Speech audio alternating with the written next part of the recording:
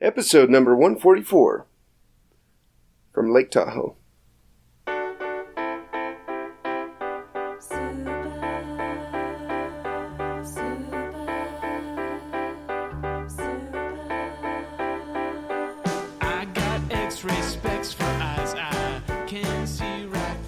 Welcome to the Heads Up Poker Podcast. This is Steve Barton. Hi, Steve.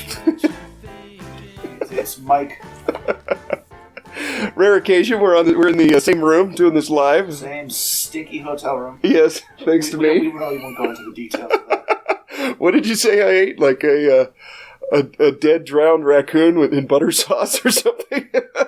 There's there's a little hamster running around here, but it's dumping like 9-pound turds rather than like little pellets. We're not going to talk about that. Seriously. I'm sure I am much more of a flatulent person than you are, but yeah, for some reason you brought your A game. Oh, I did. I am signed up, yes. That side bet will be won by me. That's for sure. But it is nice to see you, Steve. Yes, it's good to be here. Thanks for inviting me. It worked out perfectly. I had some days off at work, and I jumped in the little plane, and I was here 6 hours later. It's still amazing to be on a plane. Well, the flight itself was 4.5 hours, but I had to stop for fuel, so that made it 5 hours total, and then half an hour driving from my house to the airport, and then getting an Uber from the airport to the hotel. So right. Door to door, 6 hours, not bad. And the timing was pretty perfect. It was. You showed up about 30 minutes before I went to ring. Yes. Congratulations, man. Thank you. And in PLO, no less. It's pretty bizarre. It is. It is pretty bizarre. I had no idea you knew how to play PLO so well. I don't really. Not really. It's lucky. I don't know. I've studied a little bit. I read like the first 40 pages of a book. But basically the big thing, it seems pretty obvious, is you need 4 good cards to start. Yeah. I mean, you're always going to start with aces and kings, but queens with like 5 deuce with no suited cards is crap. Okay. At least from early position. Yeah. So you're trying to make straights and flushes. Okay. So Jack 10, 9, 8, double suited. That's a great hand, right? Is better than kings with 5 deuce. Okay. Yeah. Because this is just the high hand. Yeah, you're not going the high low. I folded some big hands early. I had the second nuts with a straight. It was a pretty easy fold. I let out on the river. It was 3-way pot. Some guy called. Another guy raised. The guy who raised was really good, and this is like early stages. It's stupid to bluff there with 2 guys who could call you. Yeah, okay. And with most people are just calling down way too light. Yeah. PLO. Okay. So he wasn't bluff. So it was an easy fold for me. The other guy called a 2-pair, and this guy had the nut straight. And I folded a queen high flush. I'm 99% sure that was a good fold.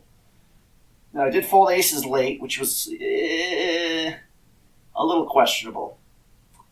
The guy said he had 2-pair and a flush draw, which I believed him. Yeah. So it was, for my tourney life, but there's a fair amount of chips in the. I think I only needed 40% equity to call, or maybe even less. So that might have been it. But it's pretty much good tournament instincts. Position matters. Stack size matters. Game flow matters. How you're viewed. Yeah. That really benefited me because the final table. I came in with like a lower stack and was just kind of waiting for hands. And so by the time I got 4 and 5 handed, I think my reputation was he only plays good hands. Yeah. And then you saw I was really kicking ass heads up. I got to give myself some credit for that because I was just You were. He was folding way too much, and he was folding some strong hands. He was pretty sloppy with his hands, and I saw him fold. Well, he folded the kings face up. This was heads up where I 3-bet him and then bet big on the flop. I didn't really have much. I think I had a bunch of low suited connectors, and it was like a queen high flop or something. But he let out, and then you potted it, and I saw his hand, and he folded. He had an ace 3, and the board was ace jack 3, and he dumped it. Huh? Yeah, there was 2 hearts out there, right. And he had all black cards. But I almost gave it away. I think I told you the one hand happened just before you came because I had a pretty or maybe you were there for that, where I had a set and a flush draw. First of all, I didn't raise on the turn, and then the flush got there in the river. Yeah. And he bombed it. Yeah. Like 140K and potted it on the river. And I think it's an easy fold against this guy, and I called. and that took me way down. I was down to like 8-1 chip disadvantage. At that point, you have to get lucky. But once we were even again, I felt pretty good about winning it. Yeah. But PLO, man. I mean, like I said, small field, probably not a great field. There was like 3 or 4 players to me that immediately I recognized as these guys are probably PLO cash game pros. Yeah. Yeah. Well, that one guy I was talking to, Paul, that you introduced me to, he gave you a really good compliment. He said that you, what were his words? He said that you have a really good feel for where you're at in the hand. And you recognize when you're ahead and when you're behind. And watching that heads-up match, it seemed pretty apparent to me that you did. Yeah, I guess that's poker, pretty much. Another interesting thing, too, is I picked up on a tell on that guy. We were talking about it, and he kind of flicked his cards a certain way. And I think, you say you didn't notice it, but I think subconsciously you must have, because every time he did it, you would pot it, and then he would fold. Right. So whenever he had his cards up like that, where he was just kind of flicking them a little bit with his hand, not bouncing them, but just kind of flicking them a little bit, that's when you'd put in a big raise, and he'd fold, or a big bet. Right. And there was that one time where he tanked almost 2 minutes, and I was like, oh, maybe this tell isn't reliable, but it has been 3 times in a row now, and then he folded that one. I'm like, okay, that's 4. And I counted 9 times where that tell was accurate, and it worked every time. Yeah, the competition at the end was, he won the Tahoe Main a couple years ago for over 100,000. I mean, he's got some pretty good results, but, heads up, I felt pretty good about that. Yeah. But, yeah, man, it's just great. It's great to tweet it out and get all the love. That's like we discussed. These tournaments are really kind of bad. Let's be honest. We love it. Yeah. It's the WSOP product. Yes, that's what you're paying for. You pay to get your picture in the blog. Yes, yeah. It's a glory hunt. The rake is big. Oh, I mean, you're $365 buy-in, and only $300 goes to the prize. Well, you played the tournament yesterday too. You were talking about how the competition was. You couldn't believe how soft it was. So even with the rake of 20-something%, I think my ROI in this, if I kept playing these, would probably be, 50-60% at least. Yeah. So you make money off it, but overall, there's better choices to go for. Well, that guy, I couldn't believe it was the first level, and he orders an AMF, and it stands for an adios motherfucker, which is basically a Long Island iced tea, except it's blue. They use a couple different, but it's the same liquor. I mean, you drink 2 of those and you were completely effed up. So he totally removed himself from the tournament on the first level. I mean, like this tournament's going to go another 10 hours. This guy has no shot at winning. I'm like, that's amazing. And half the people at the table were drinking. I have a feel. I had a couple beers last night, and the problem with that is, I have to piss really. I can't wait 2 hours to piss. So that's why the main reason I can't drink while I'm playing poker or tournament poker. But yeah, man, I mean, it's great. Like I said, I came out here specifically to try to go for the casino championship. And you're on track, looking pretty good. Yeah, I mean, the first one, you already got a ring. And how many points is that? 50 or 50, and then last night I got another 5 for cashing. Right after that, I bet number 3, I got into. Only 15 got paid because it was like 140 entrants. Yeah. I went out in 12. I thought maybe we were destined for something special there. Yeah, we each did a 1/5 save, so we got each other's action. That was cool. I got $41. Which we put on the craps table a little bit ago. $41 more than you deserve. Steve. Yeah. It was an act of charity. Craps table, Steve. I don't know what you're talking about. I don't gamble anymore. Is that why you're up over $1,000 from craps this morning? Okay, I did it just to teach you the games. And it was good too. I won $100. That was nice.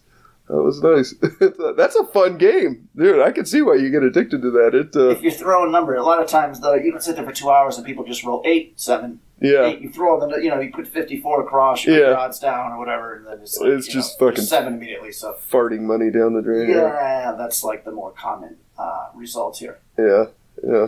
So you're going to be a few more days, yes, couple more ring events for you too. I got to fly out Halloween. So today is Saturday. I got Saturday, Sunday, Monday, and then I got to leave Tuesday.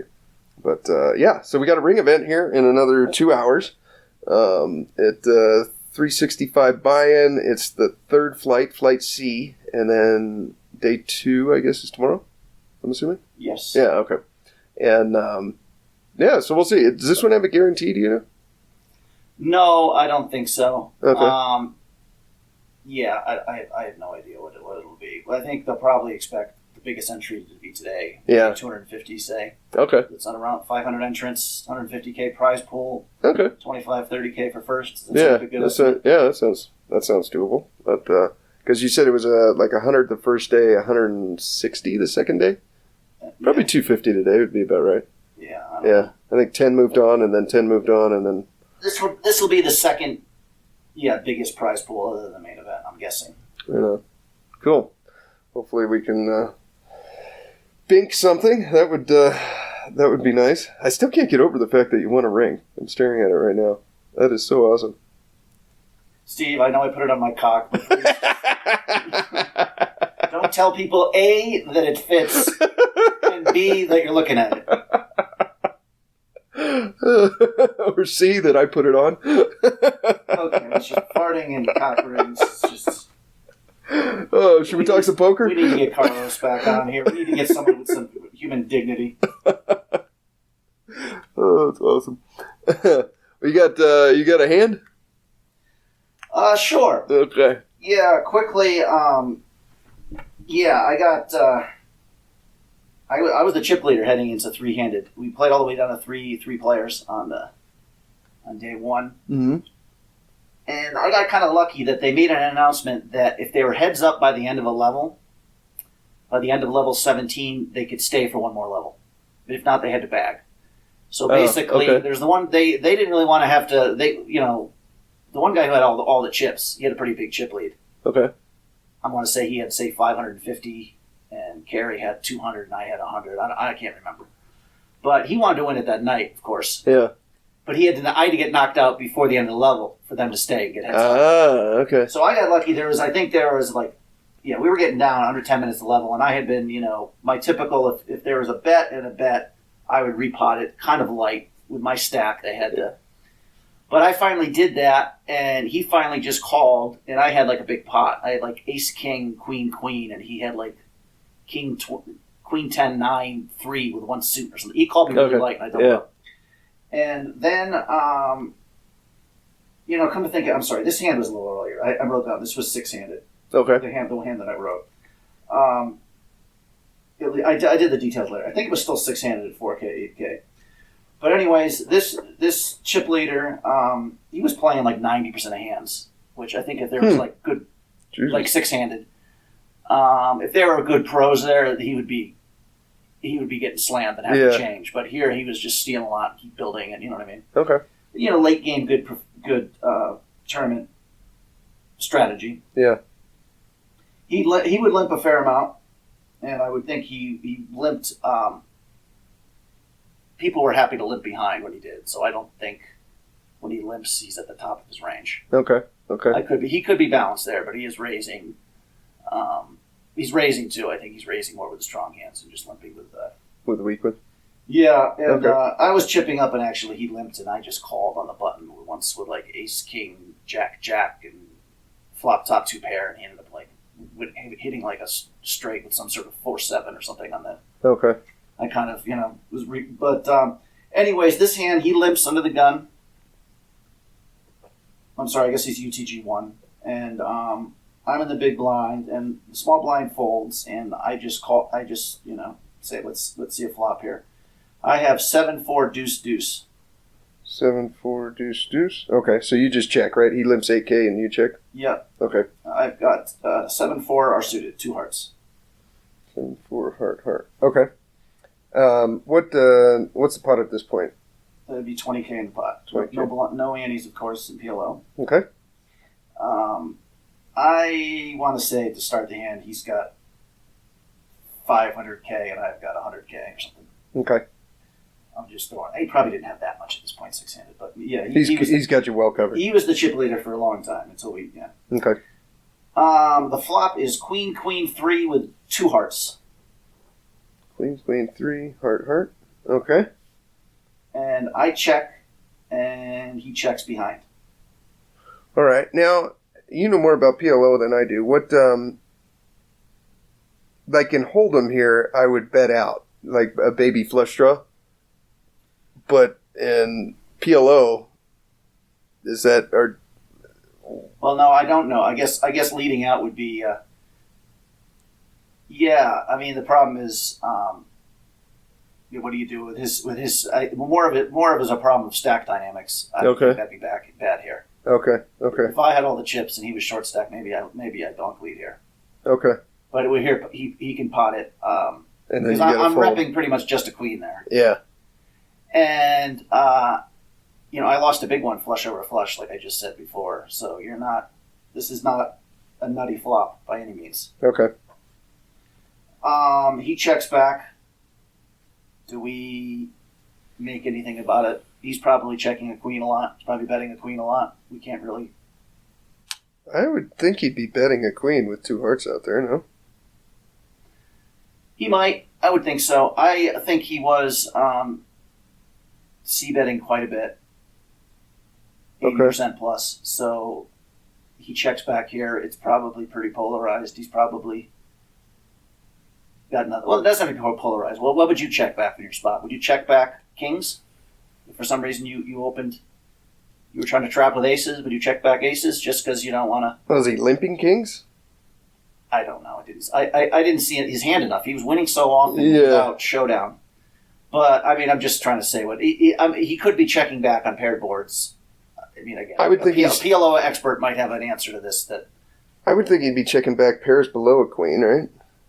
That would make sense, I guess. So maybe we can put those in his range. Basically, I don't know. I mean, although he's opening so wide pre-flop, so he's got he could open queen 6-5-4, I guess. I don't know. It's hard on a limp pot, and especially shorthanded. It's hard to range. Yeah, it's really tough to. Obviously, you can put anything in my range. Yeah, because you checked. So yeah. I don't know if we can put a lot of, but as the hand plays out, we can think about his check on the flop a little bit. Okay. The turn is the 5 of hearts. Okay. All right. So what would you do here, Stevie? I would pot it. What is that right? And now let me make sure I understand this. So there's 20K in the pot. When you pot it, can you actually bet a little bit more than 20K? I think you can bet just 20K there. Just 20K. Yeah. Okay. I thought it was like whatever the minimum bet is. I would often just say pot, and they would tell you what to put in. Pretty much. That's awesome. Okay. All right. I would pot it here. I mean, we got a baby flush. We can get value if for some reason he did check back a queen. So if he repots it, we're going with it though. We got no choice. Well, if he repots it, it's for our tournament life. Yeah, that's a good point. Okay, let's see. Well, we got 100K in our stack. If we pot it, then we now have 80. Yeah, I don't see how we could get away from it, do you? Man, that's kind of a shitty hand to go with, though. Usually, it's hard to say, reads on this guy, but I think he was winning so many pots by opening and c-betting. I don't know if he's putting all his chips in there. This wouldn't be all his chips, but he doesn't want to give me over 100K in chips. Yeah. If he pots it, he's... I don't think he's doing it with just some piece of crap. He might have the blocker. He might have just the ace of hearts where he can't get a flush, but yeah. Or he's got a queen, which we're still ahead of. Well, let me ask you this: if you pot it here and he comes over the top, do you think he's doing that with a queen? Like just a lone queen? He's calling a lot. In an average, certainly in a deep stack cash game, I think you're just calling with a queen. Okay. Unless you got the queen and the ace of hearts. Okay. Or a full house. Okay. Because it's just, there's a lot of hands that can beat you. Well, if pocket fives, pocket threes. Well, what if we made it like 10K here instead of potting it, and then if he does anything but call, can we fold? I don't know. At the time, I thought betting small was good for 2 reasons. One, it looks my hand look really weak, which increases the chance of him calling with a piece of shit. Yeah. And maybe even raising. And if he does raise, I still have chips to make a decision on the river. Yeah. So if I make it 8 and he makes it 24 and I call, we still have 60-something K, which obviously if we fold the river leaves us with just... But 7 or 8 big blinds is not terrible in PLO. Okay. Not as terrible as no limit hold'em. Okay. again, I'm not going to try to sound like, but just this is like, I thought this hand was a good example of sort of tournament poker 101, thinking about what the other guy's thinking. Yeah. Shit. So, anyways, I thought it'd be like, okay, I'm weak, I'm just taking a stab here. So I bet 8K. Okay. And he calls. That's good. Now, the river is the 3 of diamonds. So the final board, queen, queen, 5, 3, 3, with 3 hearts. Okay, so in PLO, we have to play 2 of our cards. So if he had just a queen or just a 3 without, he does not have... He doesn't have a boat. He does not have a boat, correct. Okay. Let's see. Is this like one of those like blocking bets that you got 36K in the pot here, you bet like 12, and if he does anything but call, then you fold? I don't even know if blocking bet's a concept real here. I don't know what a pro would do here. Would they be check calling? I don't think you can check fold here with a flush. I think you would probably have to check call. Although trying to go for thin value, small, makes sense.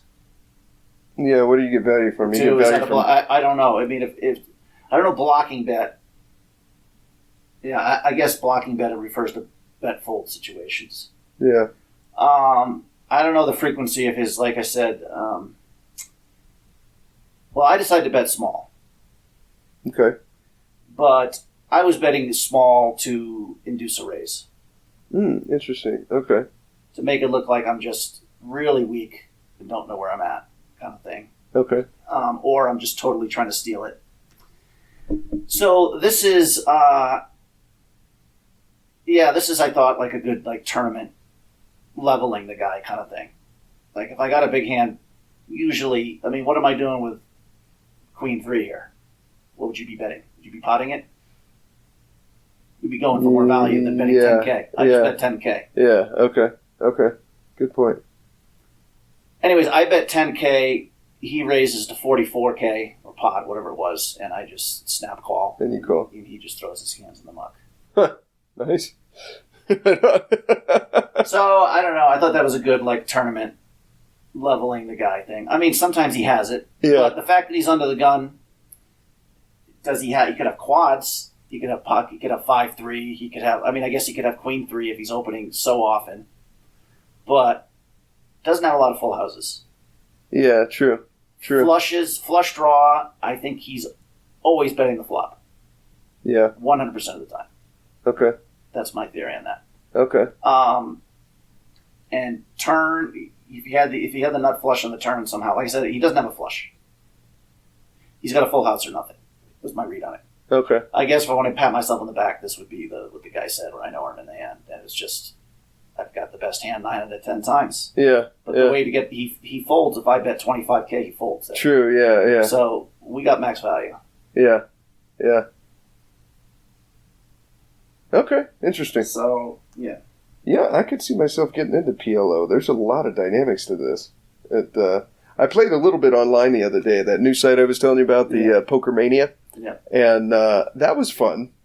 I just played some little, I think it was 25, 50 cents or something like that. And after an hour, I was up $50. That was cool. But, it seemed like a lot of the concepts from Hold'em transfer over to PLO. But there's so many more dynamics because you get 2 extra cards and so's the other guy. Yeah, I mean, any sort of deep stack cash PLO, I don't have the bankroll for. I wouldn't want to live on the edge. And kind of funny, Alex, I was talking about, he has a really amazing hourly for PLO. Really?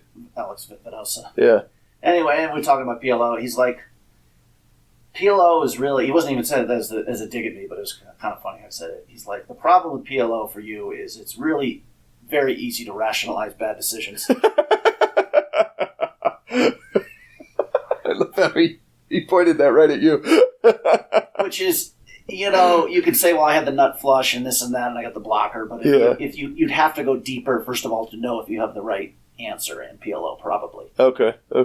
The equity calculator might not tell you as much as you need to know, but and his statement about the game, he's like, unless you're great, you're not good. Huh. Okay. I thought was an interesting one because, the equities run so close and da-da-da. I mean, you need to know all those marginal spots. Yeah. Yeah, so I thought that was I remember when we had Chris Moon on, he was saying like, you're flipping 2K a lot of the times, and you're a 53% favorite, and you're like, wow, we're both flipping 2K right now, and I'm going to make $41 well, he didn't or really something. He didn't really say flipping. He says you have to run out your equity. So when you know you're 53%, you have to put the whole stack in, and really you're recognizing like $50 or something. It's like, man, swings, holy shit. But if you know tournament stuff, it's actually funny when you mentioned Chris because I think it was 2 years ago when I did actually cash the PLO bet there. And I had a lot of chips in the 1K PLO and then got sucked out on. But I was saying, I'm like, I don't know, I feel like this is fun. He's like, listen, any 1K in Vegas, doesn't matter the game, you've got an edge. Yeah, okay. Which is, if you know what hand beats what hand, if there's so many people are going to be giving chips away and don't know when to fold and don't know when to call. And So anyway, Stevie, small field, weakish field. Yeah. And I got lucky, but, still pretty cool. Yeah, that's awesome, dude. You got a freaking ring. I'm hoping to win one today, or at least make a day 2. I'm sure you are as well. Just try not to embarrass yourself. Let's set the bar low. I want to suck a little less than I did yesterday.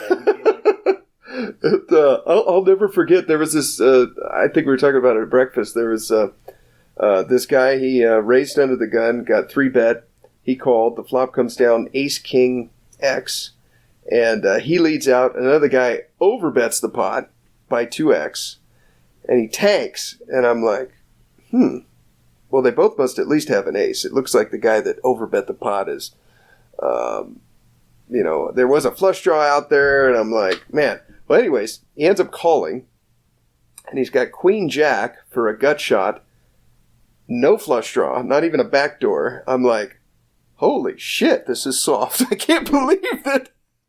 What was he thinking? Like, did he misread his hand? Like, when he looked down, it was on the turn, so he had one card to go. I'm sorry, it was on the flop, so he had 2 cards to go. But really, like, your only hope is a 10, and even if the guy has a flip, it can't be a heart. Like, what are you? I didn't get it. Right. But he had no expression on his face of like, oh, I misread my hand, or He's another guy who's probably wearing his ring on his cock. Right. It was squeezing a little too hard. He's like, I need to get the fuck out of here anyways. That was unbelievable. Half the people at every table were drinking. I couldn't believe it. Definitely, the crowds, the tables swung much older than I'm used to. Like, average age. I was... Probably in 50, you think? 55? I don't know. There's just not a lot of definitely, downy-cheeked youngsters. But, PLO, needless to say, you just got some people who just, won't fold a pair. And, they'll call down with second pair or whatever, But,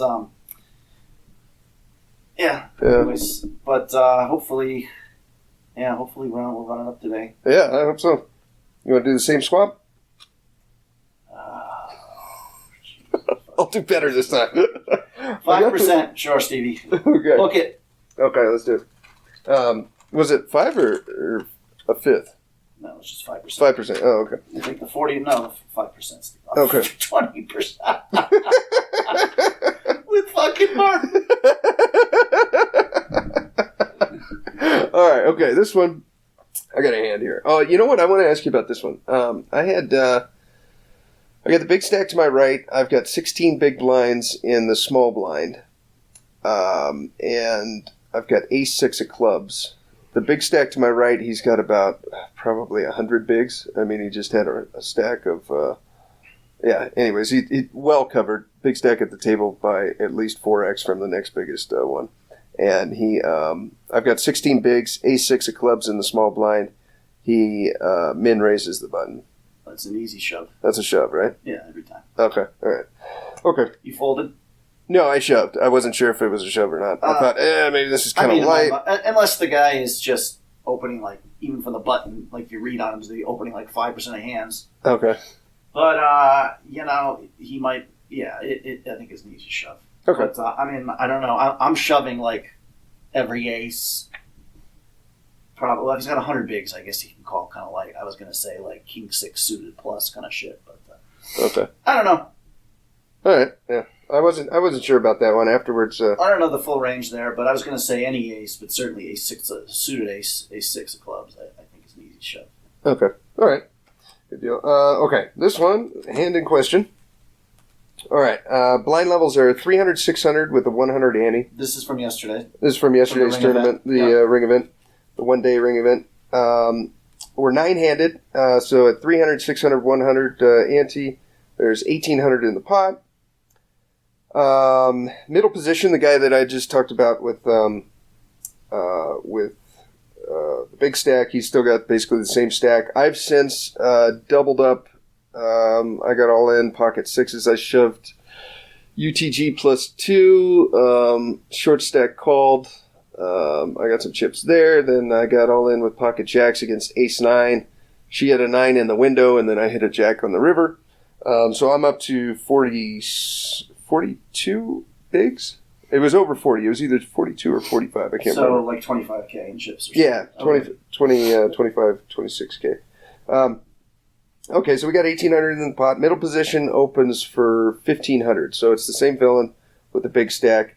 We're in middle position. Right after him, we look down at ace of diamonds, ace of spades. We got pocket aces. I read him as very weak. The way I'd been playing with him for about 45 minutes or so, and when he threw his chips into the pot a certain way, he kind of had like a little extra flair to it, and they always bounced the same way whenever he showed down a weak hand. Whereas when he actually like set them in there, that's when he had a good hand. So that was that, and he flicked them in the same way. So when he flicked them in, they kind of bounced a specific way, and I was like, this guy doesn't have shit. So okay. That's our read. All right, so he makes it. Was that 2.5x? He raises it to 1,500. We look down at pocket aces. I guess the only reason to do anything other than 3-bet here would be if you have someone on your left who's been just super aggressive and squeeze happy. If you had like two or three short stacks and somebody like that, but otherwise, yeah, 3-bet. The table generally were calling stations, generally speaking. So nobody's like raising behind you with anything less than like 10s plus. I don't think so. No. Okay, then you got a 3-bet here. I think. Sizing. Regular 2.7x, whatever your standard sizing is. Okay. I mean, I guess if you want to make it a little smaller because you think this guy's such a nit. But I'm guessing you were fairly active. Actually, I was fairly tight. I guess for your stack, you were tight for a while waiting for the double up, and you had just doubled. So yeah.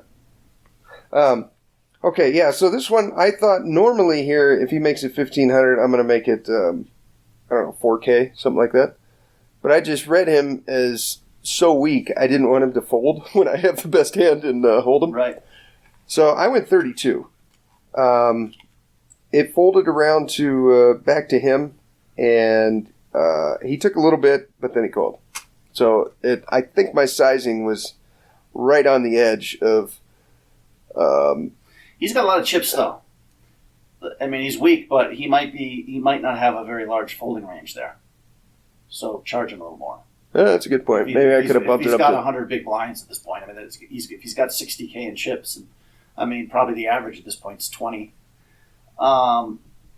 Maybe more. I don't know. So yeah, and this is a level you got to remember too. You got to pick. There's the antes are big, 16% of big blinds too. So that true. So it's not stealing it, taking it down is not horrible. Obviously, no. I mean, you want action here. Yeah. But I guess this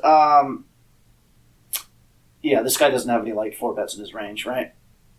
I don't think so. He's re-raising with jacks plus and then just calling middle of his range and folding the bottom. I think so. I would just whatever you're, try to not give any sizing tells here. But I don't think you made a mistake either. So what is the flop? Okay, the flop, we've got ace of diamonds, ace of spades. Middle position open at 1,500. We made it 32. Folds around back to him. He calls. Pot is 8,200. Flop is 2 diamonds, 4 diamonds, 6 of clubs. Okay. And we got the ace of diamonds, ace of spades. Villain checks. Into 8,200. Right. I would describe that as a good flop for you. I think it's pretty decent. Not only because he doesn't have any 2-pair kind of possibilities, but he's got a lot of overpairs, which are going to call at least one street here. Right. Okay. So I'm c-betting. And, 4,100, I don't know. Well, maybe that's a little much. I think he's only calling with a pair here. So what does it matter if you bet 40% pot or 55, 60% pot? See, I kind of like that reasoning. I read him as weak before the flop, and then on the flop, it was kind of tough to tell. It just didn't look like he really had much interest in the hand. I was hoping he had something like 7-6 or something like that for top pair, but just something that'll give me some kind of action. Maybe pocket 7s, pocket 8s, pocket 9s that he's not going to 4-bet pre-flop. I don't know if he's 4-betting 10s there. I don't think so. I think you hit it on the head that he's probably re-raised getting it in with jacks plus. Although I do have over 40 big blinds to start the hand. Is he opening? Did you see him open any suiting connectors? Does he have any 6-5 suited kind of hands there where he now? Yeah. Okay. I saw 8-9 of clubs. Okay. Certainly you got a bet here, though. We both agree on that, right? Yeah. So what sizing did you choose? I chose 32 again. And my reasoning was I thought he was pretty weak. I wanted to get action from maybe if he had a gut shot, like 7-8 or something for the 5. He might be able to justify with 2 overs. He might call here with Jack Queen suited just to see what you do on the turn. Yeah. Usually people don't float out of position, especially when you don't have comparable stack in his spot. But I guess betting smaller too can induce he wants to see where he's at, raise with pocket 9s or something. But so I don't think you made a mistake. And what did he do? He calls. Okay. He calls, so we go to the turn. So how much is in the pot and how much you got left in your stack here? There's 14-6 in the pot. Let me do some math here. Okay, we put in 32. What did we started with 20. 32 times 4 is 12.8. 300 for the small blind is 13.1. And then 900 for the antes, so it's 14K in the pot, right? 14-6 in the pot. Oh, 14.6. Okay. We've put in 64. We got basically we got about 20K left. Okay. We got 20K left, and there's 14K in the pot. Okay. Okay.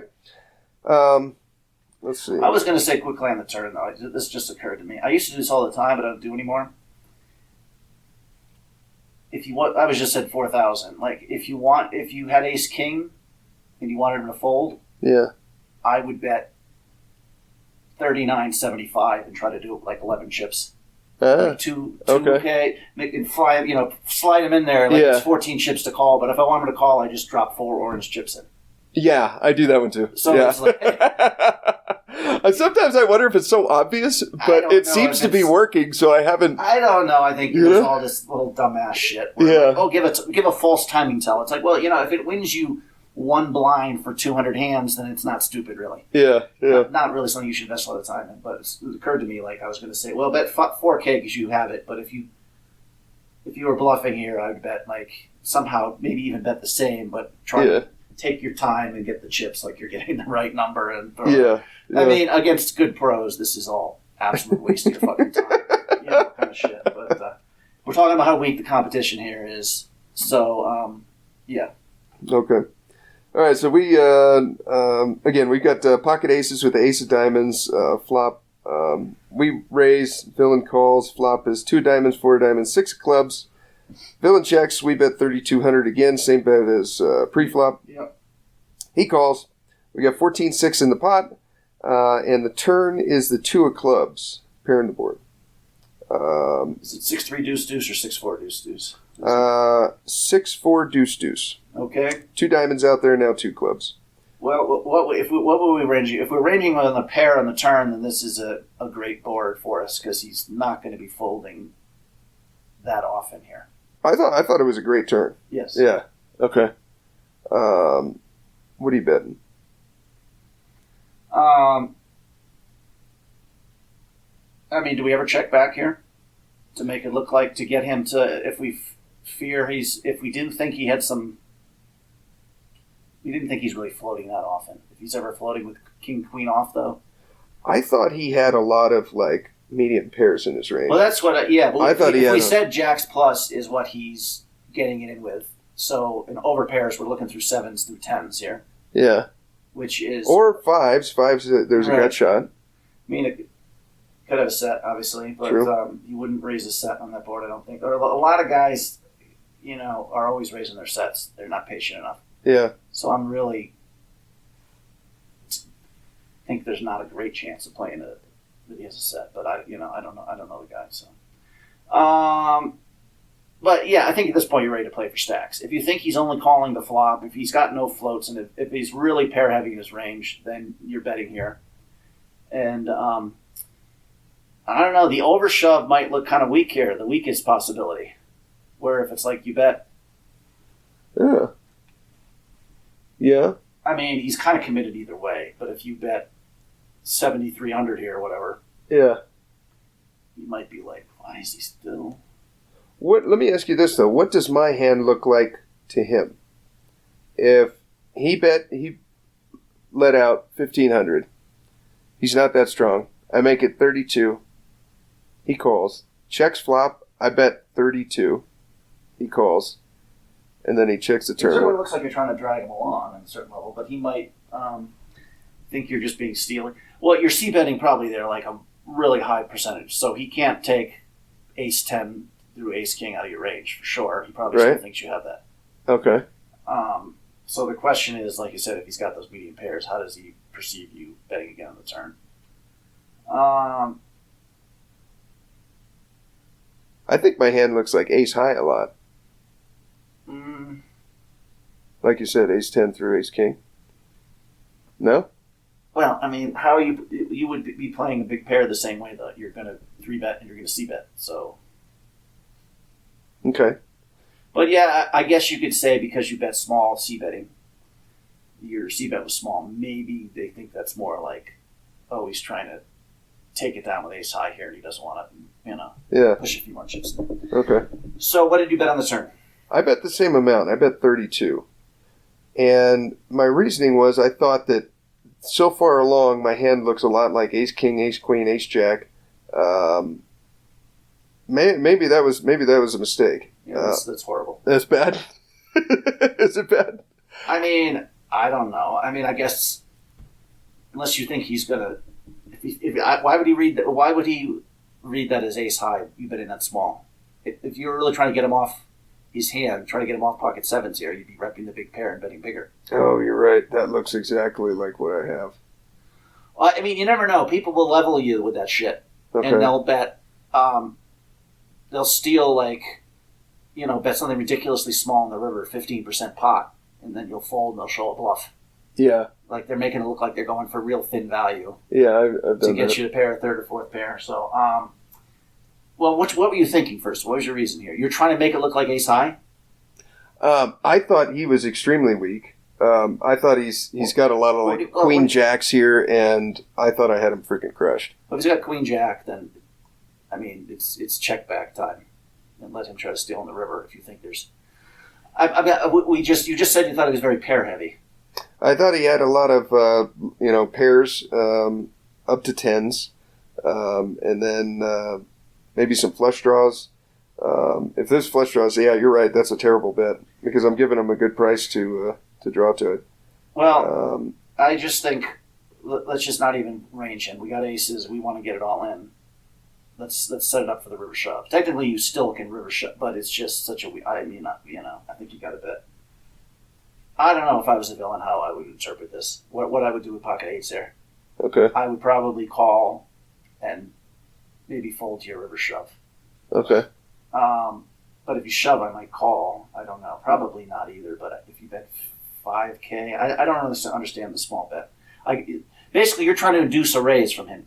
I'm trying to get him to put some money in, and I guess it was that if he's got the small pairs, maybe he thinks that he's good here and he'll put it in.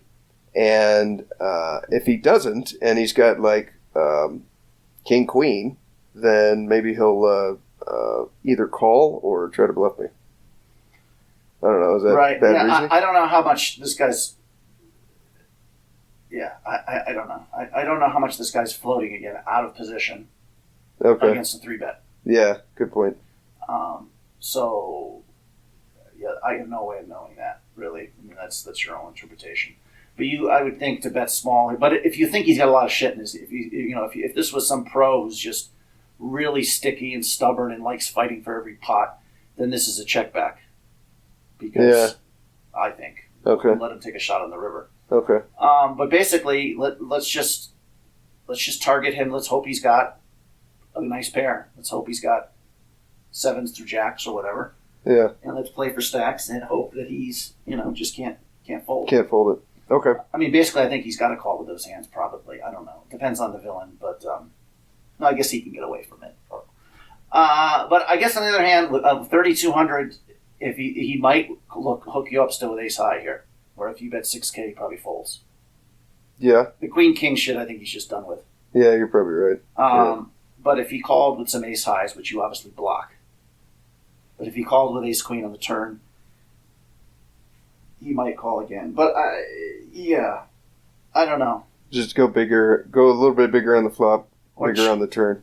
Okay. Yeah, bigger on the turn. I like. But I guess you can bet small and shove river still. You didn't need to bet to size it bigger to get it in on the river here. So I guess, no. I don't know, Steve. Okay. I even though I bet a ring on my cock right now, that's why I hate talking strategy, because I'll talk like, oh, it's someone I know, and then I'll be like, okay, yeah, I can see that too. But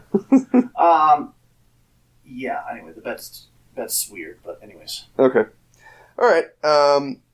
I bet 32. He calls. We got 21K in the pot. River is the 7 of diamonds. So again, we got ace with the ace of diamonds. Flop was 6, 4, deuce, 2 diamonds. Turn was a deuce. And river is the 7 of diamonds. So there's 3 diamonds out there, 2 clubs.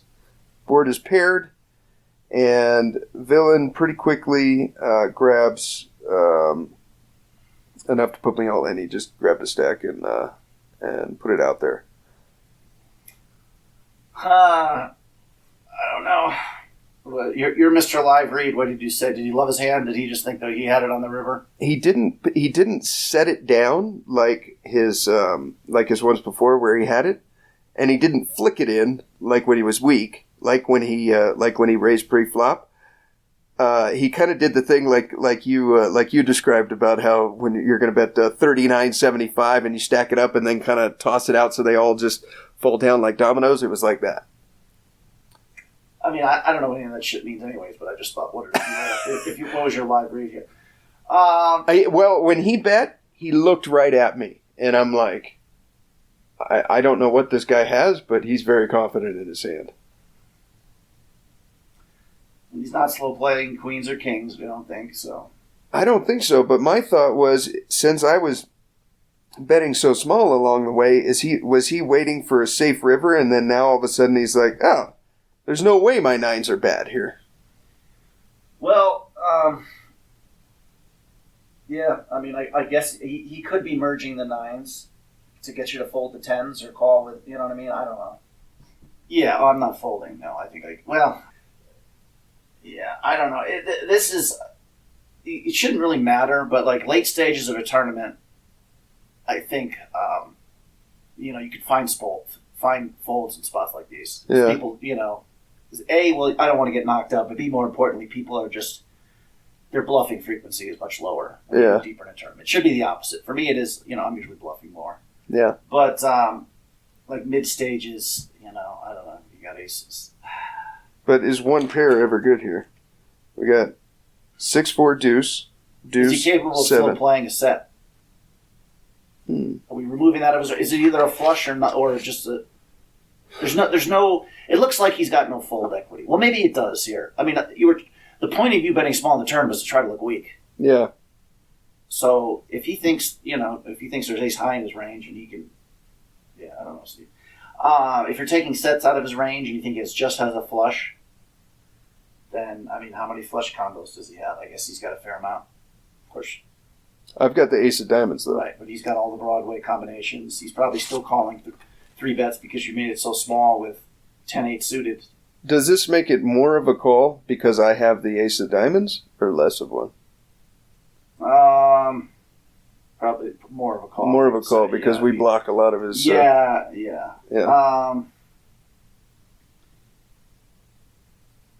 Although this kind of villain is just not thinking along the lines, well, I'm calling anyways, let's shove. To maybe get him called with a few worse hands. If you had pocket 5s, for example. Yeah. I mean, I don't know. If you found a fold here, I guess I can't hate it, but I just don't think there's enough flush combos in there to. If you thought there was a chance he's slow playing sets, he's capable of doing that. Then I guess you could argue for the fold. 28%. Yeah. What are you doing here? Are you calling? I'm calling. You calling? Okay. I call. And he has the king 5 of diamonds. He's good, Steve. So. You're out the fucking door. Enjoy your IPA, dick nose. Yeah, no shit. So he flopped the flush draw and a gut shot, and then rivered the flush. So, anyways, that was that. GG. I don't know. Steve, you believe it? I mean, if he just, he acts quickly and decisively and da-da-da. It was the way he looked at me. I'm like, I'm not good. Like, and then I fucking called anyways. I did the math wrong at the in the moment. I thought I only had to be good 20% of the time, a fifth of the time, and then afterwards I went next door and I wrote it all out, and I'm like, oh, it's like 30. I'm like, I don't know. Yeah, I mean, I think we've talked about this in the cash game. My experience, and I finally have had some good results for cash. It's like, well, we ask Alex, what's the number one rule? It's like, do not pay them off in the river. Yeah.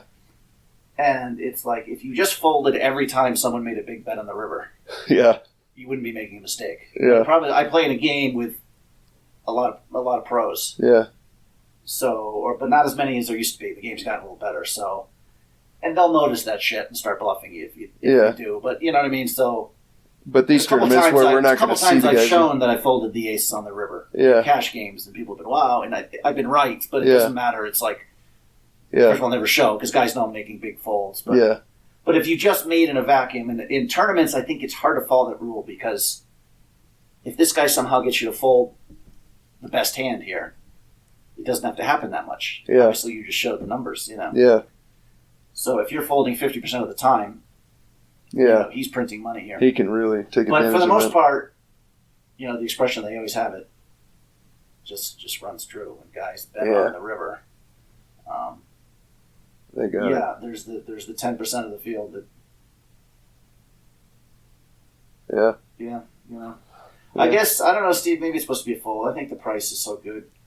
But like a lot of our reads were, we didn't even talk about the flush draw possibilities. We were going through the hand. True. When it's calling. We were really thinking middle pairs. Yeah. The more I think about it, I think putting floats in his range and ace high. I think ace high on the flop, ace high on the turn. I don't know, but I guess, especially when you bet small on the, so small on the turn. Yeah. Yeah, I should have, I guess I don't mind my flop bet that much. Because we'll still get action from, like, if he's, got broadways or something, he might, with, like, one diamond, he might give a call to that he wouldn't give a call to 45 or something. Definitely a bigger bet on the turn.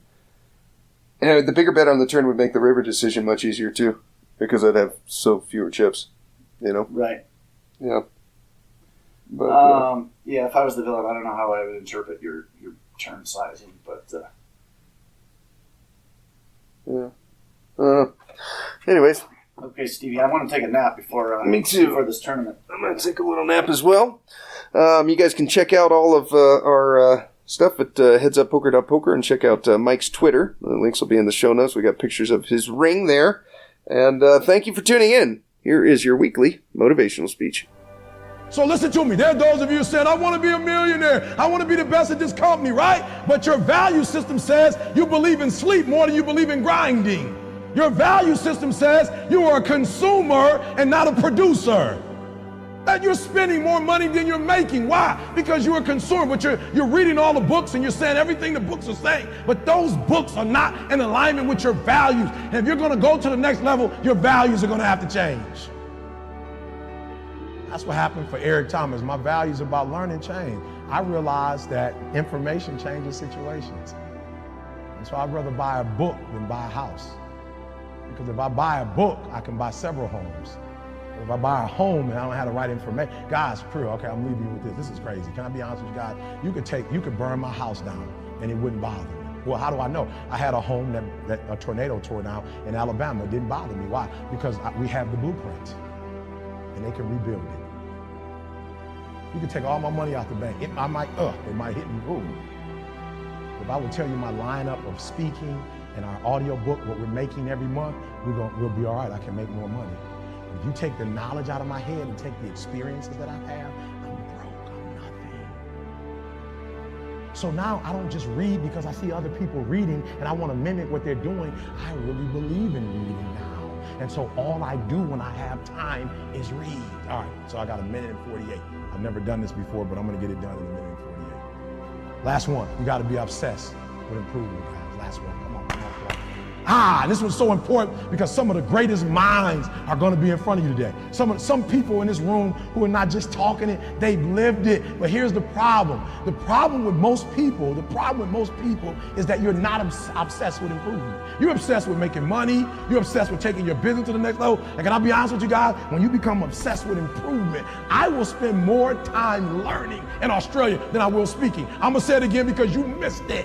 I will spend more time sitting under people. I will spend more time with Glenn. I will spend more time with Aaron. I will spend more time learning than I will speaking in this country. I will walk away with stuff I never heard before, books I've never read before, audios I've never seen before, going to conferences that I've never gone, hanging out with people that I've never hung out with before. This is nothing, guys. This is just a dessert.